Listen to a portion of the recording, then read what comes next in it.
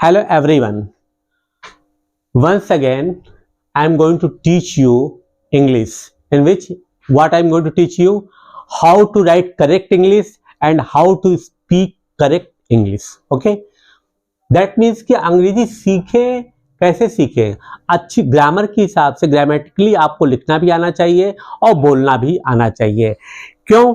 क्योंकि किसी भी कंपटीशन में आप जाएं, किसी भी इंटरव्यूज वगैरह में भी जाएंगे, या इफ यू गो एनीवेयर जहां पर क्या आप अच्छी इंग्लिश बोल सकते हैं, लिख सकते हैं, तो आपका सोशल रिकॉग्निशन अपने आप ही बन जाता है।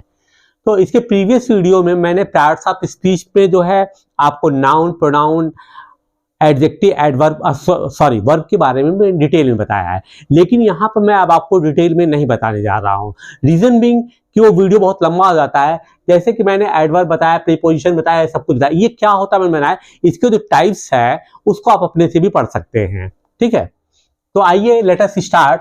एडवर्ब। एडवर्ब क्या है, इसको हिंदी में क्या बोलते हैं? क्रिया विशेषण। क्रिया विशेषण, what I have written here, and adverb is a word that modified describes. Adverb क्या है? ये एक शब्द है, किसको डिस्क्राइब करता है? A word. जैसे क्या है, हमने लिखा है, I have written here, he sings loudly. अब देखिए क्या है कि जैसे कि आपने एडजेक्टिव देखा होगा, एडजेक्टिव क्या करता है, किसी भी नाउन और या प्रोनाउन की विशेषताओं को बताता है। जैसे मैंने कहा, बहुत सुंदर लड़का है, वो बहुत अच्छा खिलाड़ी है, वह बहुत अच्छा फुटबॉल खेलता, फुटबॉल प्लेयर है, ये बहुत सुंदर है, वो बहुत लंबा है, वो बहुत गोरा एंड सो ऑन। या मतलब क्या है, या राम एक बहुत सुंदर लगता है। इस तरह की जो चीजें क्या होती है, हम नाउन प्रोनाउन की विशेषताओं को यहाँ पे एक्सप्लेन करते हैं। लेकिन यहाँ पर क्या होता है, क्रिया के पहले, क्रिया क्या होता है, क्रिया मतलब जो कुछ भी आप वो करते हैं, whatever you are doing, खेल रहे हैं, कूद रहे हैं, भाग रहे हैं, नाच रहे हैं, डांस कर रहे हैं, बोल रहे हैं, जो कुछ भी एक्शन आपका है, दैट इज नोन एज, वो क्या है, वो दैट इज एक्शन। तो एक्शन में अगर स्पेशलिटी है, जैसे कि मैं कहूं कि मैं बहुत तेज दौड़ता हूं, ये क्या, दौड़ता तो हूं, दिस इज माई एक्शन, क्रिया है, लेकिन मैं बहुत तेज दौड़ता, बहुत तेज क्या हो गया, यही एडवर्ब है। तो क्या है यहां पर देखिए, ही sings loudly, an adjective very tall, another adverb ended quickly, even a whole sentence, fortunately I देखिए पहला मैंने लिखा है he sings loudly, मतलब मैं ये कह सकता हूं कि he sings, वो गाता है, लेकिन जब मैंने कहा कि वो ऊंची आवाज में गाता है, तो गाना तो एक एक्शन हुआ, लेकिन ऊंची आवाज क्या हो गया, ऊंची आवाज ही जो है उस लाउडली क्या है, वो एडवर्ब हो गया।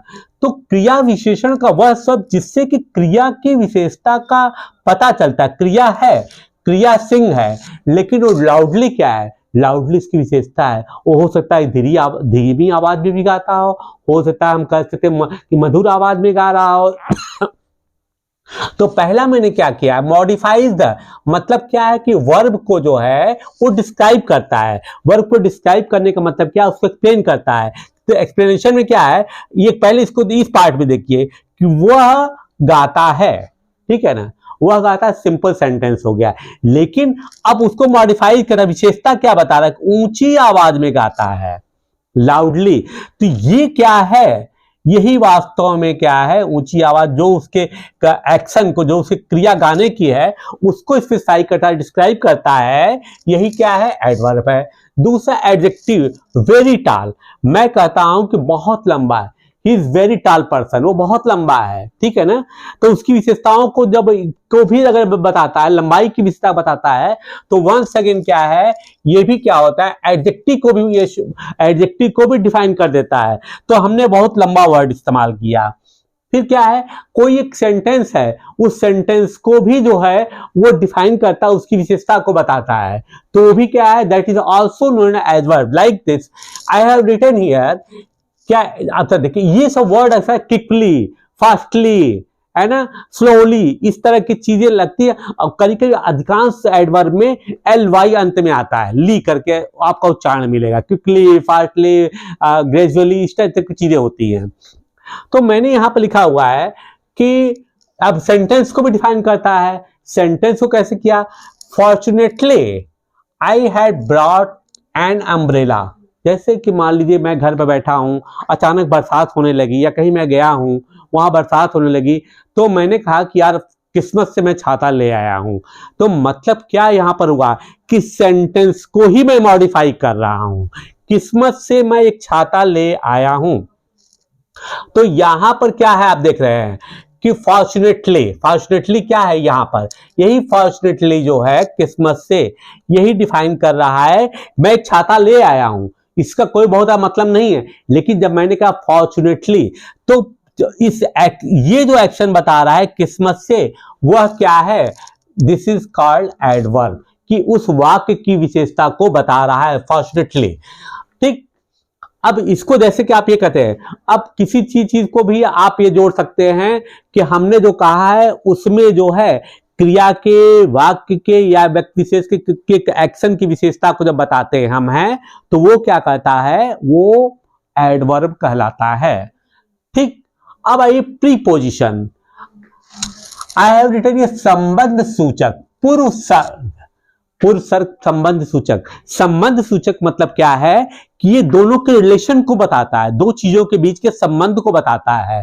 तो वो कैसे, a preposition in word are a group of word. क्या है ये, प्रीपोजिशन या तो एक शब्द है या शब्दों का एक समूह है। तो वो करता क्या है, used before actually I have written ये before, but in fact it's after है, लेकिन यहां सेंटेंस फॉर्मेशन के लिए मैंने इसको किया हुआ। बिफोर नाउन, प्रोनाउन और noun, phrase to show the direction, time, place, location, spatial, relationships, और to introduce an object, for example in, at, on, since, for. Okay, तो यहां पर हमें क्या है, इसको हिंदी में मैंने कैसे एक्सप्लेन किया हुआ है कि संबंध सूचक एक ऐसा अवयव शब्द है जो किसी संज्ञा सर्वनाम शब्द के आगे आकर के उस शब्द का जो है संबंध किसी दूसरे वाक्य से स्थापित करता है।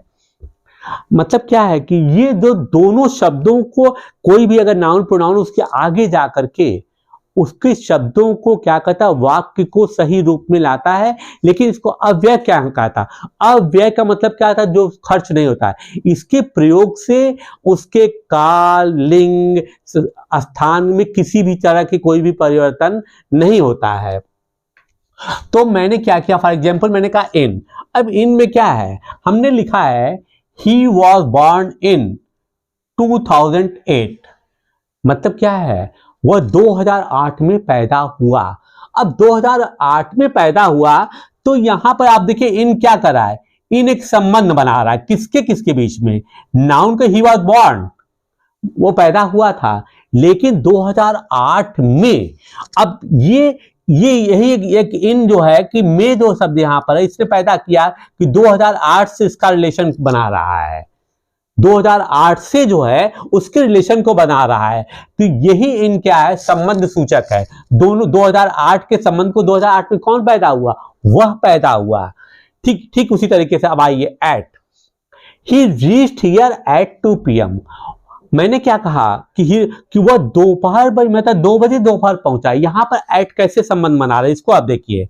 संबंध ये बना रहा है कि वो पहुंचा, ये तो है वो यहां पहुंचा, लेकिन जब मैंने कहा कि 2 बजे पहुंचा है वो, तो अब ये देखिए कि इसके आगे आकर के ये एट आया है यहां पर, ये 2 PM और इसके बीच में एक संबंध बताता है कि वो कब पहुंचा है, वो 2 बजे पहुंचा है। तो कहने का मतलब ये कि आगे आकर के ये प्रोनाउन के साथ एक रिलेशन बना रहा है। ठीक, तीसरा एक एग्जांपल और मैंने लिखा, on, he will come on Monday, he will come, वो आएगा। फिर हमने एक रिलेशन बनाया कि मंडे को आएगा, मतलब क्या कि सोमवार का उसके साथ हमने संबंध किससे बनाया, उस संबंध के लिए हमें किसकी जरूरत पड़ी, ऑन की। ठीक, तो वो शुक्रवार, सॉरी यहां पर होना चाहिए सोमवार, ठीक है, कि वह सोमवार को आएगा, नॉट मंडे। ठीक है, मंडे से सब ठीक। वंस अगेन सिंस देखिए क्या है, अब यहाँ पे देखिए एक बहुत अच्छी चीज है, यहाँ पे बताने जा रहा हूं मैं कि सिंस और फॉर के क्वेश्चन भी पूछे जाते हैं आपसे कि कहां पर सेंटेंस फॉर्मेशन, जब मैं आपको ट्रांसलेशन बताऊंगा तो इसमें काफी डिफरेंस आएगा। I have been a student here, since 2016। मैं यहाँ पर 2016 से विद्यार्थी हूँ।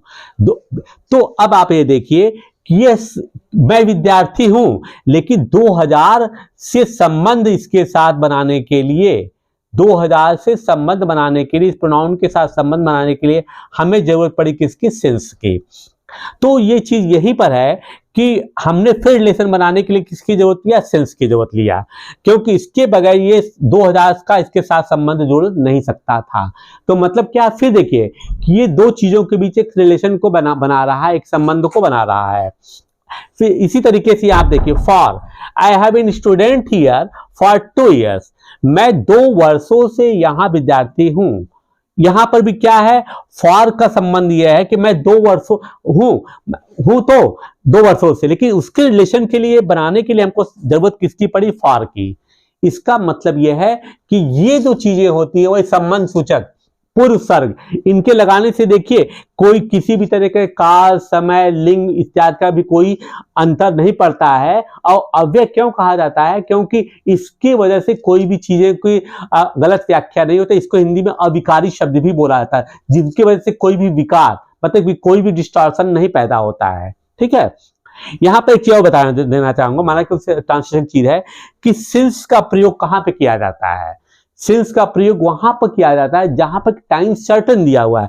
अब आप देखिए हमने 2016 किया है, ठीक है। ये थोड़ा ट्रांसलेशन का विषय फिर भी मैं बता देता हूं, क्योंकि देखने में तो ये लग रहा है कि दोनों चीजें यहां पर इसी तरीके से हैं, लेकिन 2016 एक फिक्स टाइम है। 2016 मालूम है कि 2000 से मैं, लेकिन अगर यहां पे मैं कहता हूं कि मैं 2 वर्षों से, तो ये क्लियर नहीं हो पा रहा है कि वो 2 वर्ष कब से है। कोई कहा कि मैं 4 वर्षों वहां काम किया, तो ये नहीं मालूम। लेकिन अगर मैंने कहा कि 2016 से 2020, तो ये फिक्स टाइम होता है। तो जो अंत फिक्स टाइम नहीं होता है उसके लिए ट्रांसलेशन में फॉर का भी इस्तेमाल किया जाता है। वो अलग विषय है। अब आता है कंजंक्शन। कंजंक्शन को हिंदी में क्या बोलते हैं? संयोजक, जोड़ने वाला, संयोजक। I've written here a conjunction is a word that is used to connect word, phrases and clauses। ये ऐसे शब्द हैं जो कि किसको कनेक्ट करते हैं? शब्दों को जोड़ते हैं, फ्रेज को जोड़ते हैं, मुहावरे टाइप के जोड़ते हैं, उपवाक्य को जोड़ते हैं। इसीलिए क्या यह वह शब्द है जो शब्दों को, मुहावरों को और उपवाक्यों को आपस में जोड़ता है। ठीक है। तो वो जोड़ने वाले शब्द कैसे होते हैं? जैसे कि हिंदी में हम क्या बोलते हैं कि मैं वहां गया था क्योंकि मेरी वहां पे उपस्थिति अनिवार्य थी। अब देखिए मैं वहां गया था, हिंदी में क्या बोला? क्योंकि, या मेरी क्योंकि आ गया बीच में ना, तो क्योंकि क्या है? यही वास्तव में कंजंक्शन है हिंदी में। क्योंकि अगर नहीं होता शब्द नहीं जुड़ा, वाक्य अधूरा हो जाता है। मैं वहां गया था, उपस्थिति अनिवार्य थी, अगर मैं कहूं तो अब आपको समझ भी नहीं आ रहा है कि ये देखने में, सुनने में भी अच्छा नहीं लगेगा। लेकिन मैं बोल रहा हूं कि चूंकि मेरी, वैसे दूसरी तरह भी बोल सकता हूं, चूंकि मेरी उपस्थिति वहां पे अनिवार्य थी इसलिए मैं वहां गया था। ठीक है। तो चूंकि या बीच में मैंने जो क्योंकि लगाया है, इस तरह की चीजें जो जोड़ी जाती हैं वो क्या होती हैं? वो वर्ड को संयोजक करती है। लेकिन यहां पे जो चूंकि हमने बताया है वो आपको समझाने के लिए किया है, लेकिन ये वास्तव में क्या होता है कि ये सेंटेंस को जोड़ने के लिए ही किया जाता है। जैसे आप आइए इसको समझिए, because she usually Yeats at home, because she likes cooking. अब देखिए क्या है कि वह घर पे ही खाना खाती है, उसको पकाना अच्छा लगता है, खाना पकाना अच्छा लगता है। लेकिन अब ये देखिए, अगर इसको केवल इतना मैं बोल दूं कि वो अक्सर घर में ही खाती है, उसे खाना पकाना अच्छा लगता है, सुनने में भी वाक्य लगता है अधूरा है। अब उसका रीजन है, कहता वो घर में ही खाना क्यों खाती है? क्योंकि उसे खाना पकाना अच्छा लगता है। तो क्योंकि जब हमने लाया है, बिकॉज से जोड़ा इसको, तो ये क्या हुआ? This is known as conjunction. इसी तरीके से लिए ऑल्दो ही स्पीक सेल्डम, माना कि वो बहुत कम बोलता है, तो इससे वाक्य पूरा नहीं हुआ। अगर मैंने कहा कि जैसे ऑल्दो पता है यद्यप होता है, ठीक है, सॉरी, कि यद्यप कि वो कम बोलता है, He says मीनिंगफुल वर्ड, मैं कहूं कि वह कम बोलता है और जो भी बोलता है अर्थपूर्ण बोलता है। लेकिन ये सुनने में भी अजीब लग रहा है कि दोनों वाक्यों में एक सामंजस्य नहीं बैठ पा रहा है। जब हिंदी में बोलेंगे ऐसे बोले कि यद्यपि वो कम बोलता है लेकिन जो कुछ भी बोलता है वो अर्थपूर्ण बोलता है। ये वाक्य सुनने में भी अच्छा लगता है, समझ के कि दोनों वाक्यों को हमने जोड़ा हुआ है। ये नहीं कि अनारपना बोलता है, केवल मैं ये कह दूं कि वह कम बोलता है, अर्थपूर्ण बोलता है। What does it mean?